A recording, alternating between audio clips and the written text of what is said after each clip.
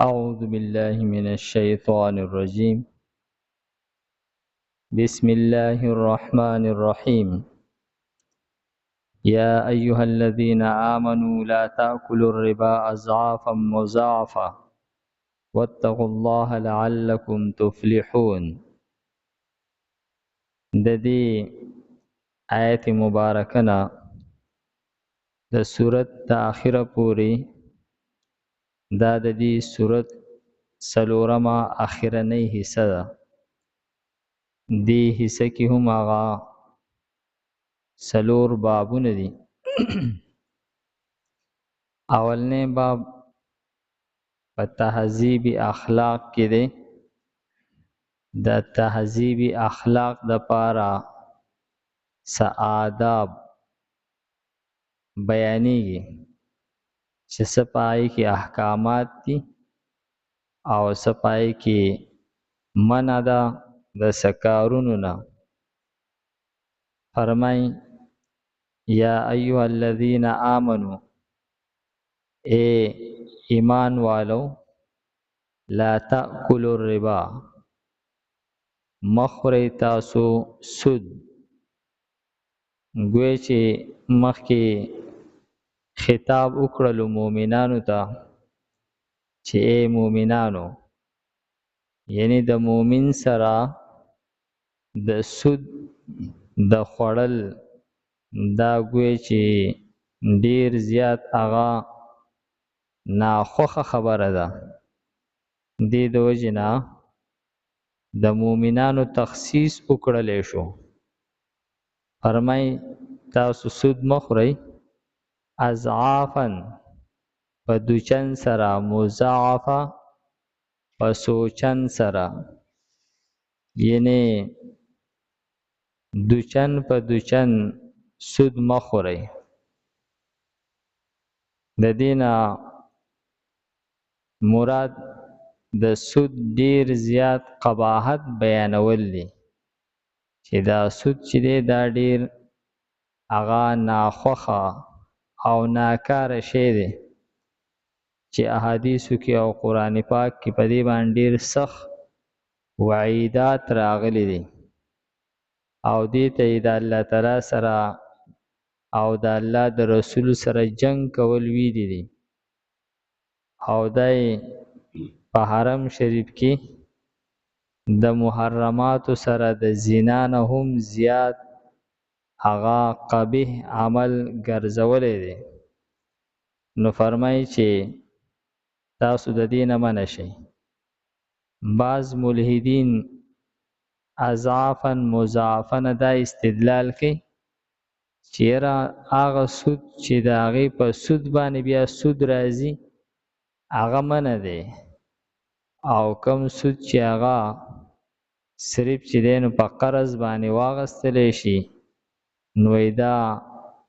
نه دی منع. په سود باندې سود منع دی. نو مخکې سوره بقره کې چې کم د سود باندې هغه نهی راله نو پای کې اضعافا مضاعفه لفظ نو بلکې مطلق لا تأکل الربا حکم شیو تاسو سود مخورئ. او دلته کې ورسره دا قید لګولی دی. د دې نه دغه استدلال کول صحیح نه دی، بلکې دلته کې دا قید دا د ډیر قباحت دپاره لګولی شوی دی. واتقوا الله، د الله تعالی نه ویریږئ. سود چې دی چونکې دا د انسان د طبیعت او د حرص د وجې نه پیدا کیږي چې کله یو انسان کې همدردي نه وي، خیرخواهي پکې نه وي، خدا ترسي په یو انسان کې نه وي، نو هغه داسې نشي کولی چې د هغه د ذات نه یا د هغه د مال نه یو کس پیدا واخلي بغیر څه د مالی پیدې ورکولو نه. هغه د نفس نه او د هغه د ذات نه د هغه د مال نه د هر څه نه چې چاته پیدا رسي نو هغه نشي برداشت کولی هغه د هرې پیدې عوض غواړي دا د انسان د نفس د حرص هغه انتهایی هغه درجه ده چې دی بل چاته پیدا رسیدل د ذات نه یا د مال نه دا د نه برداشت کیږي بغیر د عوض نه نو دغه حرص د انسان چې دی دا د نفس تقاضا ده چې د په نفس کې دا یو قباحت پروتي دکې د همدردۍ هغه استعداد نه دکې خدا ترسی هغه نه نو دغه خلک چې دی دوی بیا د سودی معاملات کوي چې بای زما د مال نه ته پیدا اخلي نو پای کې ماته هم صحیح وز میلاوېدل پکار دی نو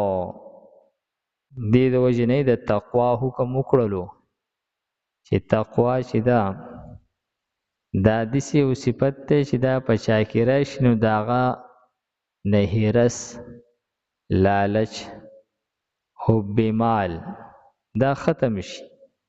په هغه کې همدردي پیدا شي د هغه زړه نرم شي هغه خدا ترسه وګرځي هغه بیا خوښي چې زمانه چاته پیدا ورسی او یا زما د مال نه چاته پیدا ورسی نو په پیدا رسیدلو باندې هغه راتنګې کیږي نه بلکې مزید خوشحالیږي چې الله تعالی ما ته دومره هغه طاقت راکو استعداد راکو چې زمانه چاته خیر ورسید زه د چا په کار راغلم دا د ځان لپاره خوشبختی او سعادت ګڼي نو د دې خدا ترسۍ صفت پیدا کولو دپاره په ځان کې د همدردۍ هغه استعداد پیدا کولو دپاره او د زړه د نرمولو دپاره تقوا چې دا بهترین سبب او ذریعه ده د دې د وجې نه د تقوا حکم وکړلو چې تاسو تقوا اختیار کړئ لعلکم تفلحون شاید چې تاسو کامیاب شئ تاسو تقوا حاصله کړله او په هغې تاسو عمل وکړو تاسو ته فلاح حاصله شي فلاح کامیابی دا د دنیا او د آخرت دواړو کامیابی ته ویل کېږي او د دنیا کامیابی ډیر مال او ډیر جایداد ته نه وای د دنیا کامیابی دا ده چې یو سړي ته سکون حاصل دی اطمینان حاصل دی او د ده چې هر څنګه زندگی ده دی پې خوشحاله دی او د دنیا هغه تاوان او نقصان دا دی چې یو سړی بېچینه دی هغه پرسکونه نه دی بې اطمینانه دی نو داسې خلک هم ډیر شته دی چې د ډیر مال جایداد سره بېچینه وي بې سکونه وي نو دغه خلک سره د مال نه هغوی ګویا چې ناکامه خلک دی فلاح هغو ته نه ده حاصله او د آخرت فلاح هغو جنت ته داخلېدل دي او د جهنم نه بچ کېدل دي نو دغه جنت ته داخلېدل او د جهنم نه بچ کېدل دا خو محض په تقوا باندې د دې انحصار دی په آخرت کې نو فرمایي تاسو تقوا حاصله کوئ نو تاسو به فلاح بیا مومئ یعنی د دنیا سکون او د آخرت کې جنت میلاوېدل واتقوا النار التي ویریږئ د هغه اور نه اعدت للکافرین چې تیار کړلی شوی دی د انکار کوونکو د پاره د کافرانو د پاره یعنی کم خلک چې سود حلال ګڼي یو خلک ته چې سود حرام ګڼي او بیا هم کوي دا خلک ګناهګار دي او مسلمانان هم دي لیکن که یو سړی سود کوي او هغه جایز هم ګڼي نو دغه خلک بیا هغه د ایمان نه خلاص شول دوی بیا ایمان دوی ته نه دی حاصل د دوی ایمان سلب شو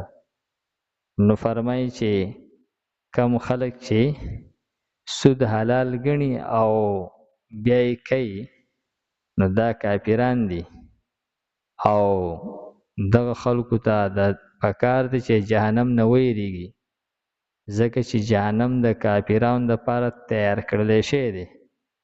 واطیعوا الله والرسول او تاسو د الله او د الله د رسول تابعداري وکئ لعلکم ترحمون شاید چې په تاسو باندې رحم وکړلی شي مخکې آیت کې د جهنم نه د بچ کېدلو د ځان بچ کولو حکم وکړلو او دې آیت کې د جنت ته چې هغه د الله تعالی رحمت دی د حاصلولو طریقه وښودله چې دغه تقوا او جنت ته د داخلېدلو ذریعه هغه د الله او د الله د رسول تابعداري ده یا ایها الذین آمنوا ای مؤمنانو لا تأکلوا الربا مخورئ سود اضعافا دوچن مضاعفه په دوچن سره واتقوا الله ویریږئ د الله نه لعلکم تفلحون شاید چې تاسو فلاح بیا مومئ کامیاب شئ واتقوا النار التي ویریږئ د هغه اور نه اعدت چې تیار کړلی شوی دی للکافرین د کافرانو دپاره واطیعوا الله او تابعداري کوئ د الله تعالی والرسول او د رسول لعلکم ترحمون شاید چې په تاسو رحم وکړلی شي الحمدلله رب العالمین والعاقبة للمتقین والصلاة والسلام علی خیر خلقه محمد وآله واصحابه اجمعین پروردگار زموږ دا ناسته په خپل دربار کې قبول کړي پروردگار موږ ته د قرآن پاک سمجھ بوج را نصیب کړي د مرګ نه مخکې د عمل کولو توفیق راکړي یو بیمار د دعا دپاره درخواست کړی د دعا وکړي پروردگار ته صحت کامله نصیب کړي پروردگار زموږ د محله کې هسپتالونو کې چېرته څوک بیماران دي پروردگار ټول ته شفای کامله عاجله دایمه مستمره نصیب کړي وصلی الله تعالی علی خیر خلقه محمد وآله واصحابه اجمعین برحمتک یا ارحم الراحمین